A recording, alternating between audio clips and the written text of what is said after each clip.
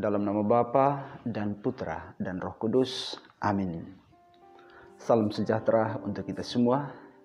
Kita berjumpa lagi dalam Renungan Katolik Komsos Keuskupan Agung Merauke, edisi 12 Februari 2021. Hari ini kita akan merenungkan kisah Injil Markus bab 7 ayat 31 sampai 37 tentang penyembuhan seorang yang sakit tuli dan gagap. Saudara dan saudari yang saya kasihi dalam Tuhan kita Yesus Kristus, seorang tokoh agama Dalai Lama yang sangat terkenal mengungkapkan sebuah petikan seperti ini: jika kamu berpikir kamu terlalu kecil untuk membuat sebuah perubahan, cobalah tidur di sebuah ruangan dengan seekor nyamuk.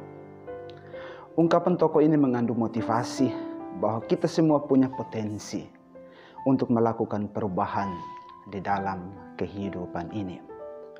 Perubahan pada dasarnya menjadikan hidup kita lebih baik, karena kita tidak dapat diam saja dan mengharapkan semua datang dengan sendirinya. Sebab dengan kesediaan untuk berubah, justru kita memiliki kesempatan untuk bisa mengembangkan diri, karena semua perubahan membutuhkan proses, waktu, dan kemauan serta kesadaran dalam melakukan sesuatu. Sama saudara dan saudariku yang saya kasihi, sikap Yesus kepada orang yang tuli dan gagap dan menyembuhkannya menunjukkan bahwa manusia pada dasarnya ingin menjadi lebih baik. Ada beberapa hal yang bisa kita petik dari kisah Injil ini. Yang pertama, kata Ephata yang berarti terbukalah, menunjukkan bahwa keterbukaan bisa menjadikan semua orang itu sembuh. Terbuka yang saya maksudkan di sini adalah terbuka dan datang kepada Tuhan.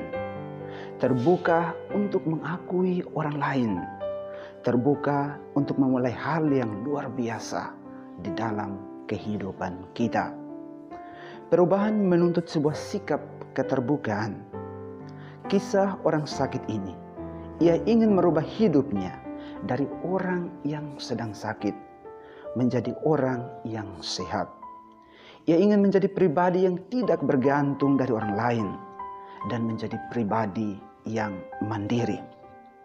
Ia ingin kembali menjadi orang yang sehat dan mampu mengekspresikan potensi yang ia miliki di dalam dirinya.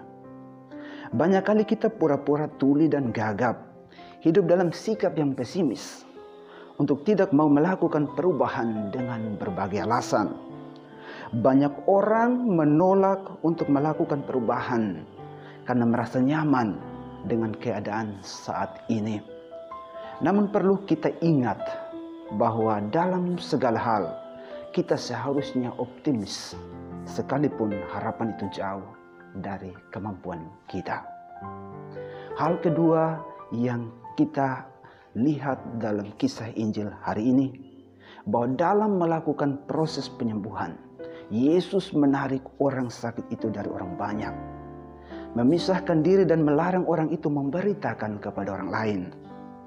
Sikap Yesus ini mau menunjukkan bahwa untuk melakukan banyak hal baik, kita tidak perlu mengekspos agar kita begitu terkenal, lupa diri, bangga, dan merasa paling hebat dari orang lain. Yesus mau agar kita dalam pelayanan, dalam kehidupan kita, dalam perubahan, hendaknya kita mengutamakan keselamatan, mengutamakan kesembuhan, dan mengutamakan nilai-nilai kemanusiaan tanpa mengharapkan pujian dan sebagainya.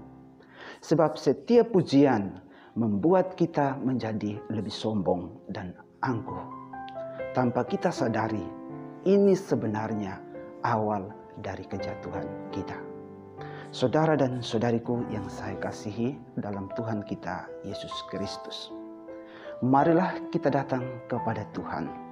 Datang sebagai orang yang sakit, kita memohon kepada Tuhan jika dalam hidup ini kita sedang tuli dan gagap, sedang nyaman dengan kehidupan kita, dan membuka diri kepada kehendak Tuhan, dan juga memohon sebuah kesembuhan.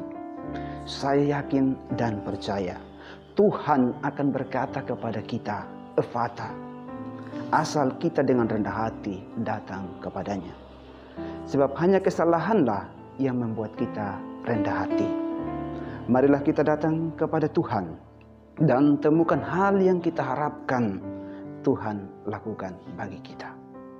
Biarlah kehendak-Nya yang terjadi di dalam hidup kita. Saya percaya Tuhan pasti akan memberkati kita. Amin. Dalam nama Bapa dan Putra dan Roh Kudus. Amin.